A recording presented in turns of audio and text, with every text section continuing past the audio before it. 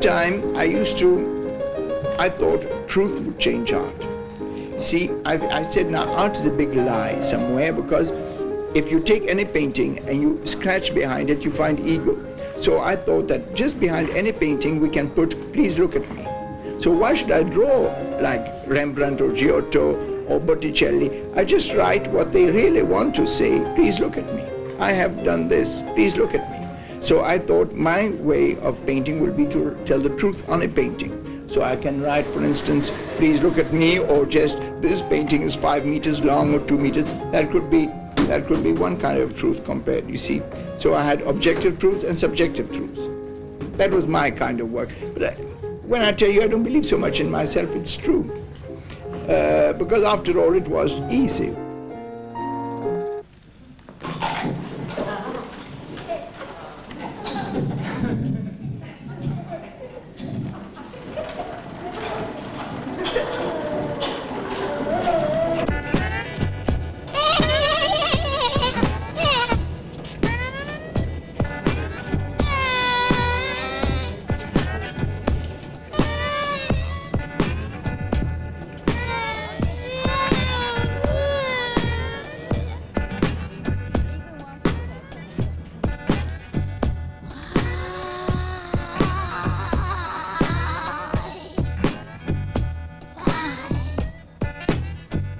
I don't consider myself as an artist that strives in one profession or one field.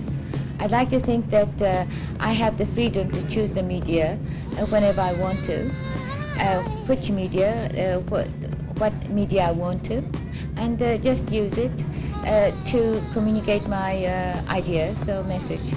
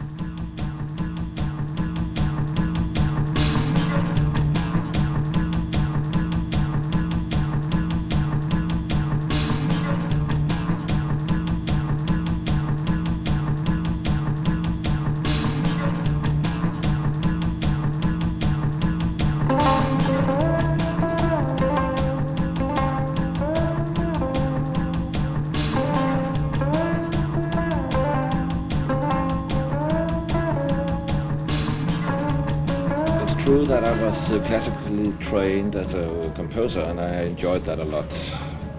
But I never saw music as a kind of profession or way of expression or anything like that that is normally understood by being a composer. It was very natural that I didn't stick to sounds only. My very first pieces dealt also with visual phenomena and with the process of playing itself, that you try to integrate all the aspects of the performance situation into the single work. So I wouldn't say that I ever wrote a music piece in a classical sense. I wrote a lot of pieces and still do write works for instruments and for orchestral situations. But I never really wrote a piece of music.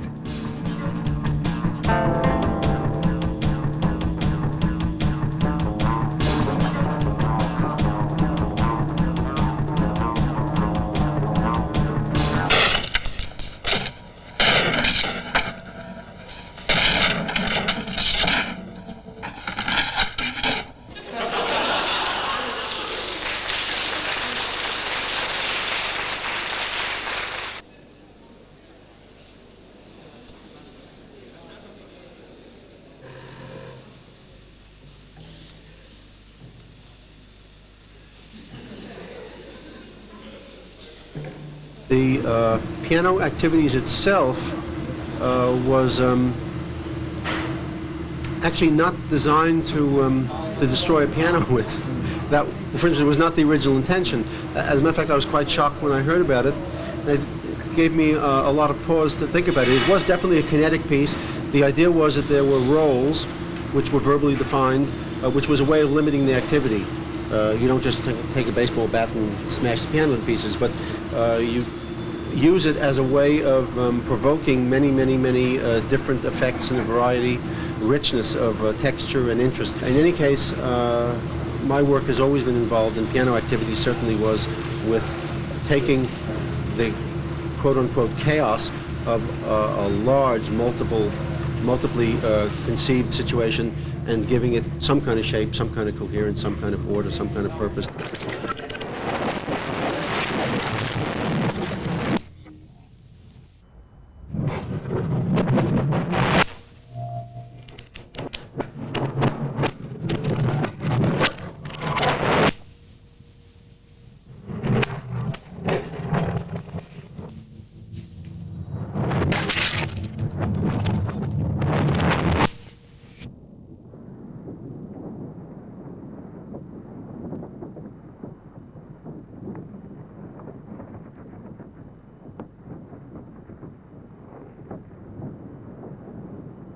The greatest experience in music is making it yourself.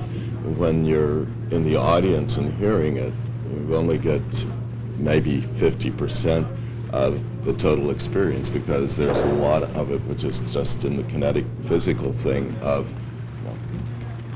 striking the piano or playing the thing and keeping the time going in your head. All of that is very fulfilling experience. So the attempt was to somehow or other make a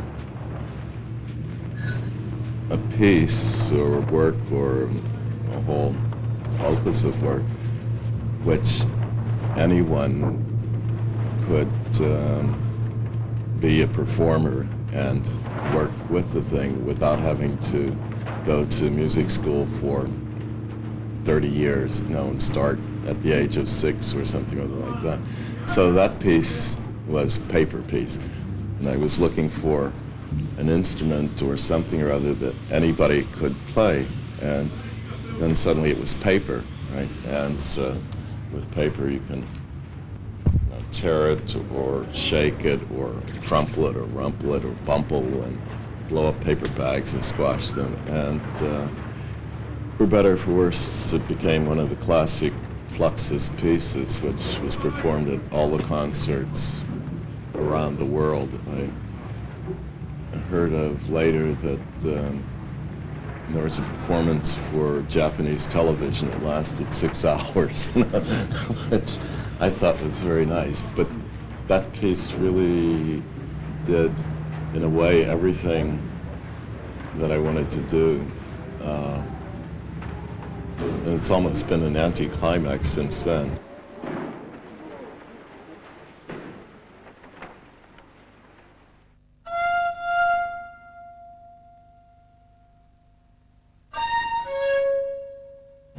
As mothers tell their daughters, never give anything away.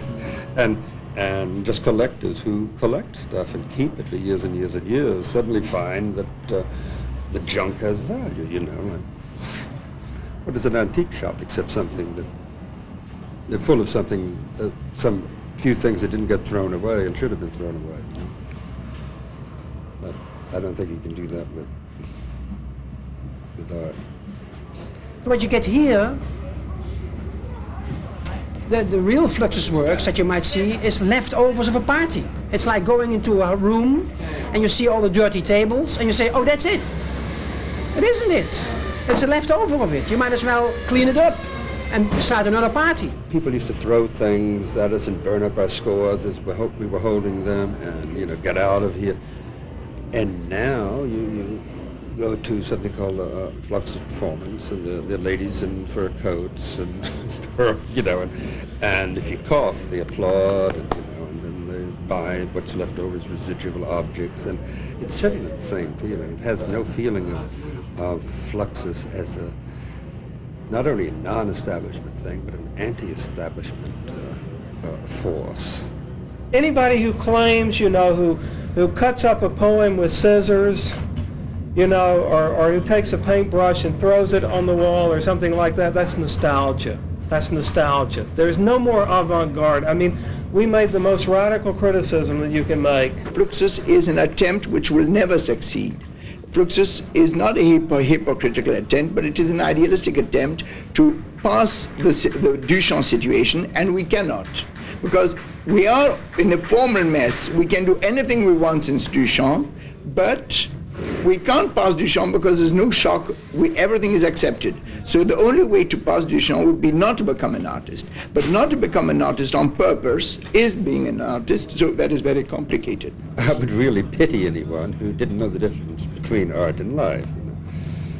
And I participate in these ideas of art and life as some kind of a metaphor, yes, but my brain isn't that lame. I really do know the difference. And,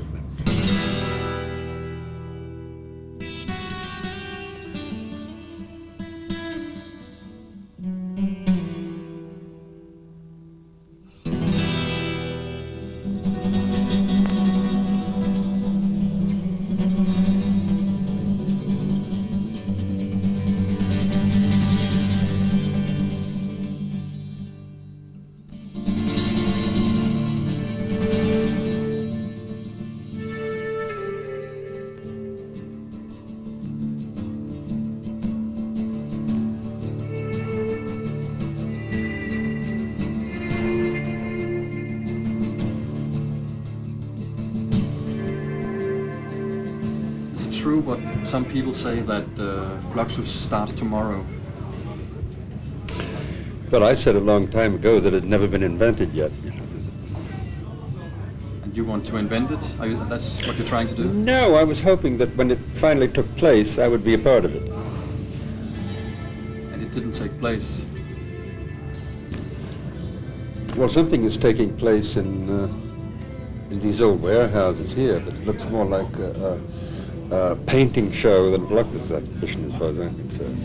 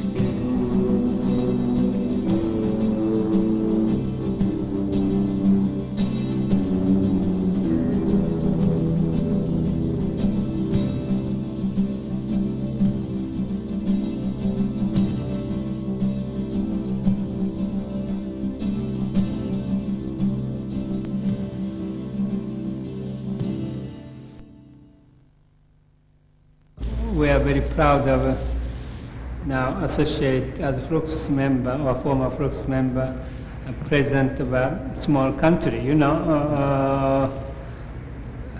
This Landsbergis, and then, but he really changed the world, okay? And Saudis is his name of underground company. Political organization, Saudis, which he had as the descent, for a long time. Saudis in Lithuania changed Lithuania, and he was the toughest guy, so Gorbachev couldn't break. Remember, even as late as 1 year ago, just from Iran-Iraq war, they sent tank in, So he almost died many times, but he survived, okay? It was a humor. In Saudis, what his original name of the party, means in Lithuanian Fluxus. So he did have a Fluxus party. It changed Lithuania and changed the Soviet Union and changed the world. So indeed, Fluxus little finger made no artist organization made such a big positive change. A negative positive, it's a positive change.